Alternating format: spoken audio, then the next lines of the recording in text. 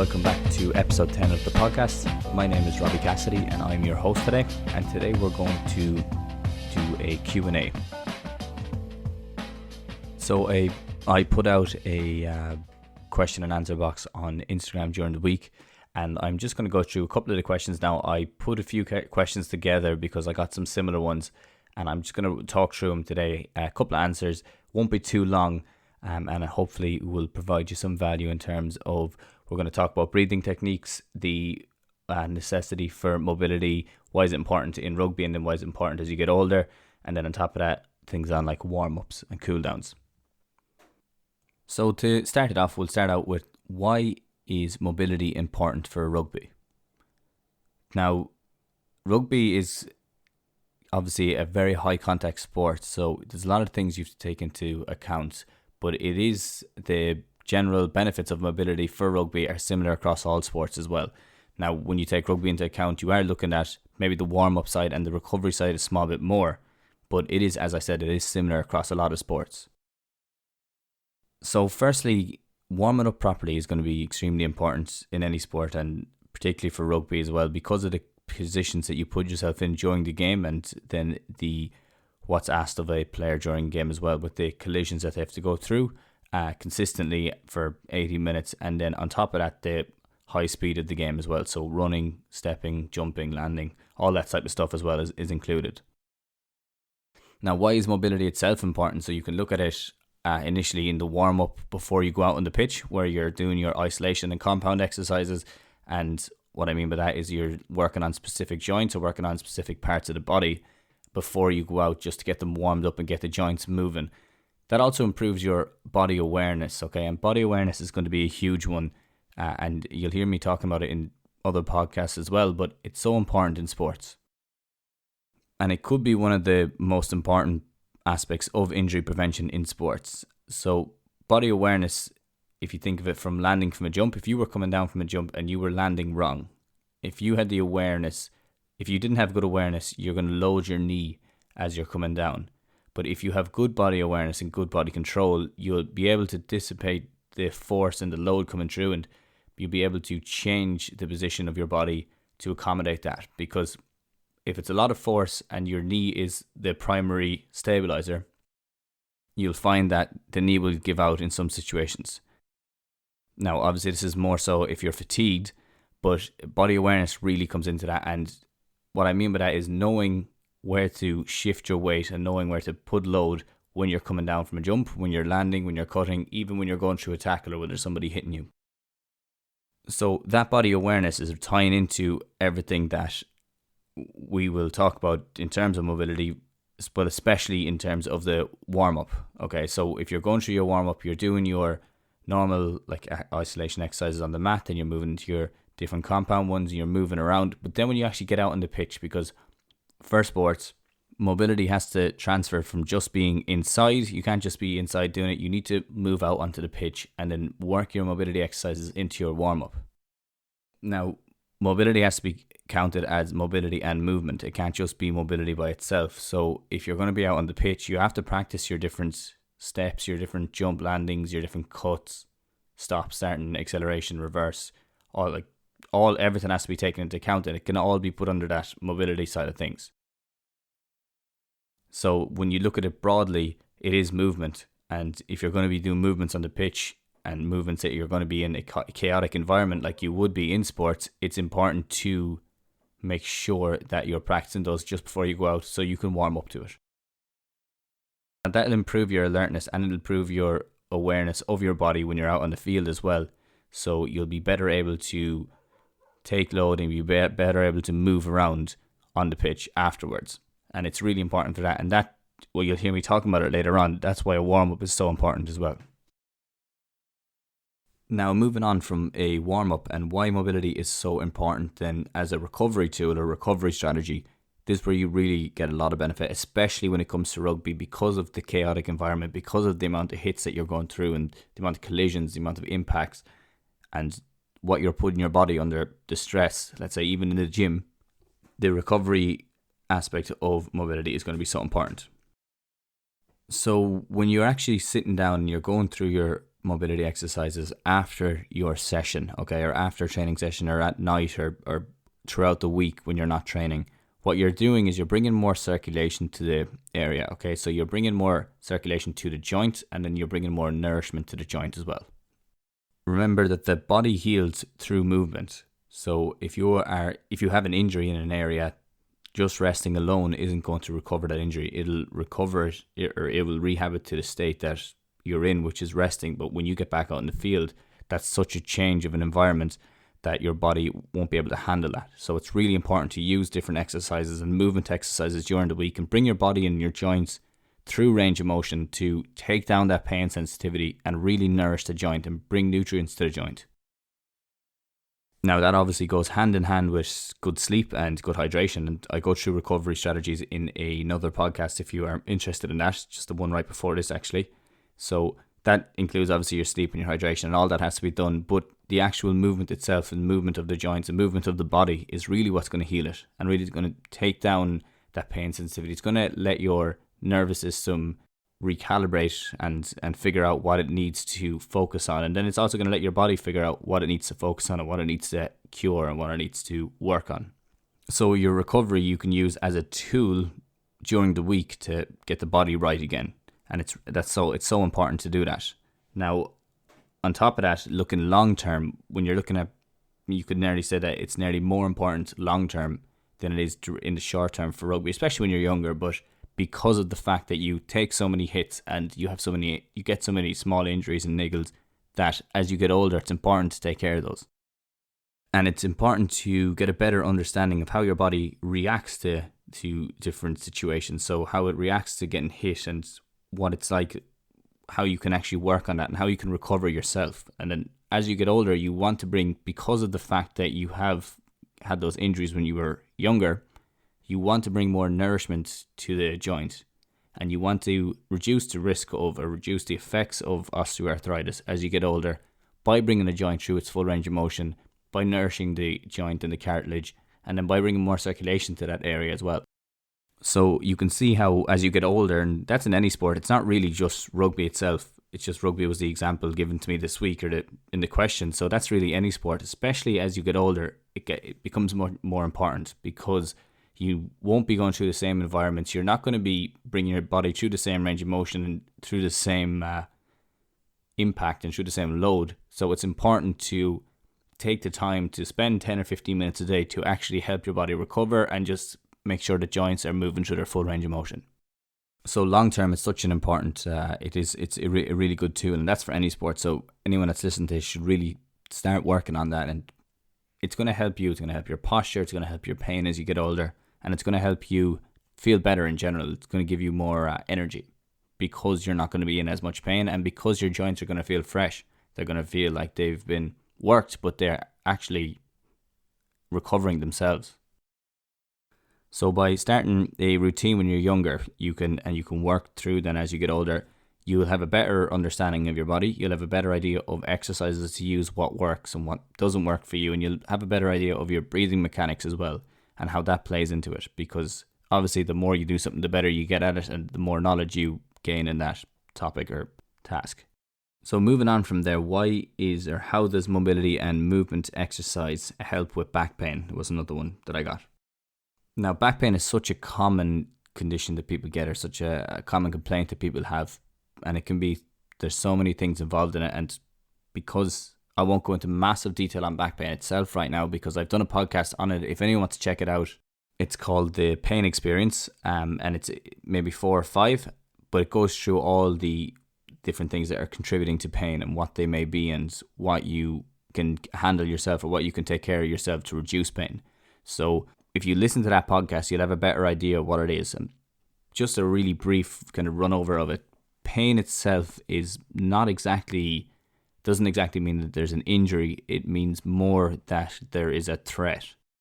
So you can have pain without any injury at all. It's just when your nervous system basically gets sensitized to an area because of different things. It could be your beliefs, it could be your attitudes towards the area, it could be because there's inflammation there because you had a bang in it, or an old injury that you're after re-injuring again.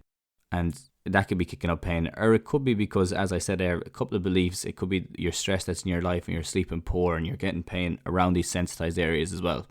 And back pain then, as a general note, is such a common one because it's an area that becomes sensitized, and a lot of the time it's through those beliefs and through those attitudes. And another plug I'm just going to throw in is that I did one on beliefs and attitudes on pain, and it's my last podcast. It's a mobility notes, it's called.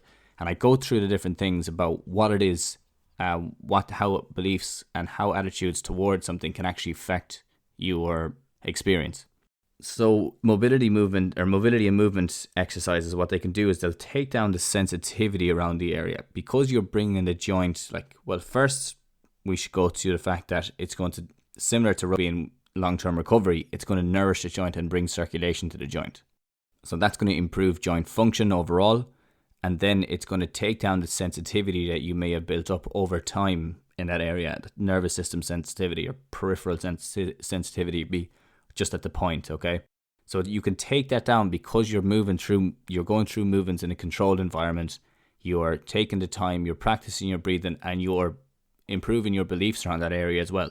Now, if you nourish the joint by bringing that circulation, and then you bring circulation to the joint, and then you nourish it by doing that movement and bringing those nutrients to the joint, and then on top of that, then you're changing your beliefs. You're figuring out that I can actually move through these planes of motion, especially in a controlled environment when you're just sitting down on a mat and you're moving through. You feel it's okay to do it, and once you do that, then you find that you have more function in the area. And think about your pain sensitivity is coming down because you're moving it so much, and it has to keep recalibrating itself. Then you're getting more function in the area, which is giving you more confidence around the area. Okay, and this is in the back, but this is across the board with any joint. So you're getting more confidence in the area, you're moving it more, the function is improving, and with that then your beliefs and attitudes towards it are changing. So you're actually becoming more confident in it, and you'll feel like you'll be able to move it more, which will make you move it more. And then it's a cycle. You can see, because you're moving it more, then you're bringing more circulation, you're bringing more nourishment, and you're also improving your belief again, and you're reducing that sensitivity. And it just keeps building. And because you're doing it in controlled environments on the ground, you'll be able to take that outside with you, and you'll be able to increase your activity outside as well. And increasing your activity outside is going to make the biggest difference then, because you're bringing it into your outside world where all the threats are there again, whatever threats they may be. It could be a lot of stress, it could be poor sleep, and you're moving it through its full range of motion. You're doing it confidently. Then your body feels that it's not as much of an issue anymore, and then that pain is going to come down. Because what happens to people is, once they injure an area, they might injure it once, or they might injure it twice, or a couple of times even, then they get these catastrophizing beliefs. It's basically what that means is that you think the worst of it all the time. You think, my back is broken, I have a bad back is a big one, I can't bend over, I can't pick stuff up. And if you're doing that, you're feeding that nervous system, you're feeding yourself and your brain all the time with these problems that there's a problem there. And if you're consciously telling yourself there's a problem there, soon enough a problem will arise right there. And even if there was one there before, the problem will get bigger because you're giving it so much conscious attention. So using those mobility movement routines, breathing practices, meditation, all that stuff, anything that you can use to calm it down is going to help take down that sensitivity around the area. Jumping on then, guys, to the next one is going to be about warm-ups and are they necessary. Now, I did do a podcast with a good friend of mine, Owen Dobbins, who'll be on this podcast soon enough, and we talked in depth about warm-ups and what they are and how they work and where you should use them, when you should use them. So I'm only going to give a brief overview of it here.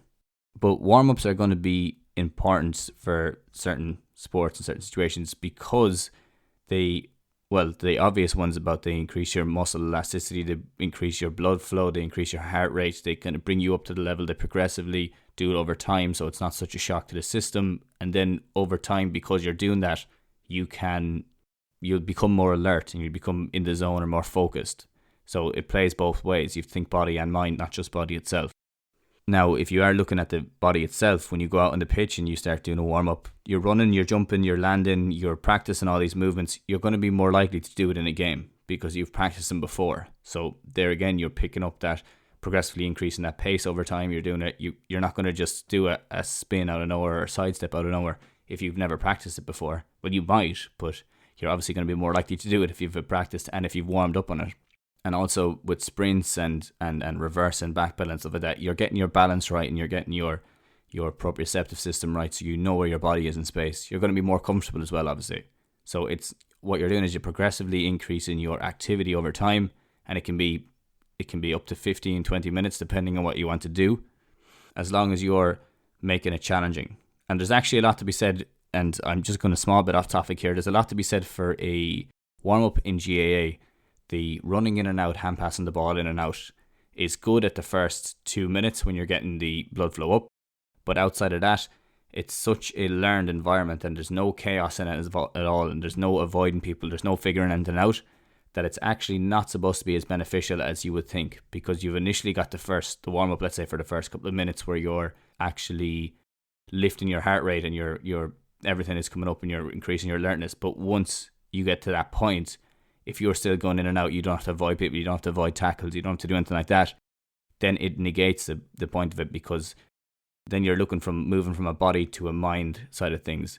And if your mind isn't challenged, if it doesn't need to figure out different puzzles before the game, when you jump in the game, it's going to be a shock. So it's really important to include little mini-sided games before it to work on increasing that alertness and increasing that focus, improving focus. So if when I'm doing my mobility routine with clients, what I will do is we'll structure it during the week, and then because I talk to them every week, we obviously do a call every week. When I know they have a game on a Sunday, I'm just going to throw in a random mobility exercise that they wouldn't have done before.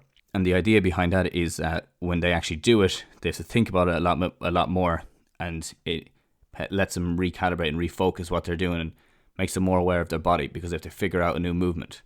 So it's not going to be anything crazy, but it's just something new to get them thinking.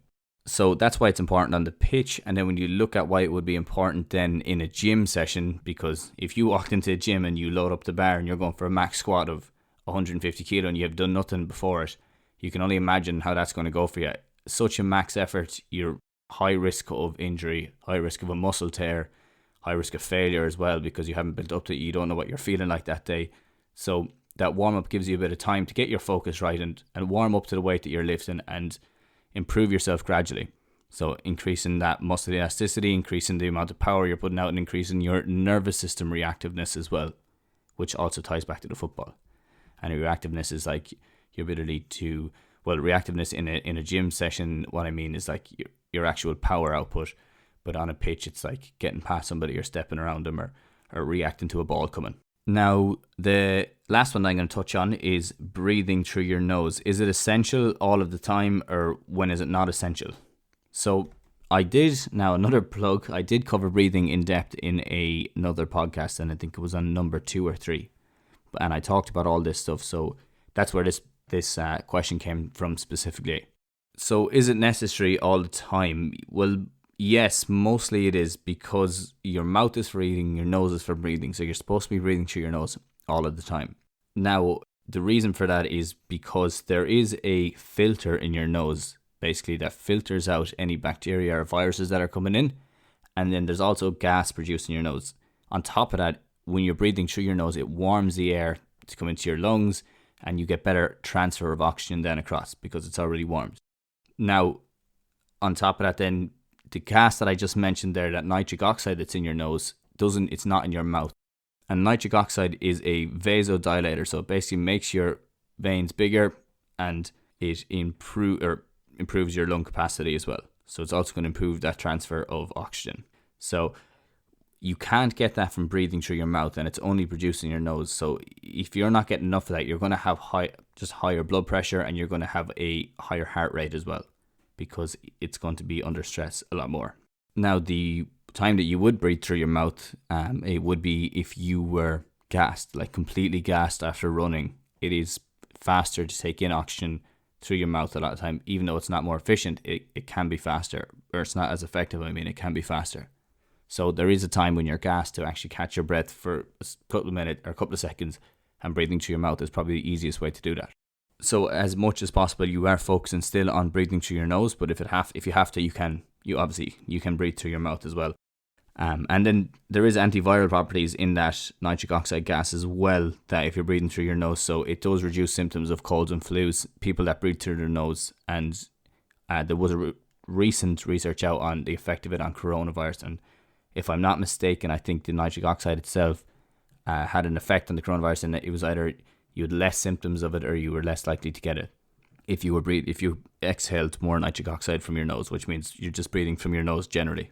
Now guys, that's all for today. I hope I answered your questions. If I didn't answer any of your questions, or if you sent me any questions and I didn't get around to it, make sure to get onto me on Instagram, because I did mesh a few questions together there because there were similar ones. So if you feel that I didn't touch on the point that you were making, definitely get in contact with me and I would be happy to give you an answer on whatever you want to know. But that's everything from me today, guys. Just before I sign off, I'm going to talk really quickly on a new program that I've out. So the new program that I put out is a holistic mobility program, and it's basically 5 days of mobility, but included in that you have breathing and then you have like mindfulness practice. So each session takes around about 20 minutes to complete, but in it you start out with, as I was saying, that breathing practice, that mindfulness practice to take you out of a fight or flight state, to put you into a more relaxed state so you can go through the movements. So just what I talked about a small bit in this podcast about bringing the joints through the full range of motion, practicing actually bringing nourishment to the joint, but practicing your breathing while you're doing it is going to be really important as well. And this program itself will teach you how to breathe properly while you're doing your mobility. And it'll also, if anyone's interested in working on their mindfulness, it also talks through a couple of techniques that you use, because you'll be using them at the start of the session anyway, and you can see how you can extend them to build your own practice. And then on top of that, I actually go through a couple of the foundational stuff for health and wellness, so talking about sleep and hydration and that as well. I cover those at the very start of the program. So if anyone's interested in that, guys, definitely check it out. It's either on my website at themobilitytutor.com, or you can go through the link in my bio as well. And if you have any questions, make sure to send them on to me. But that's everything for today, guys. If you are listening on Spotify or iTunes, I would love if you could share it to Instagram and just let me know what you think and give me any feedback. I'd really appreciate any feedback on the podcast. It's been good so far, so I just want to make sure that I'm touching on topics that you want to be listening to or you want to be hearing. And if there's anything else that you think or you want me to touch on, make sure to send it to me as well. So I'd love if you could share it on your story on Instagram. It helps me so much. And then if you're on iTunes, if you could leave it a rating or a comment, that would be excellent. But that's all from me today, guys. I'm going to sign off now. Thanks a million for listening again, and we will go at the same time next week. Have a good one.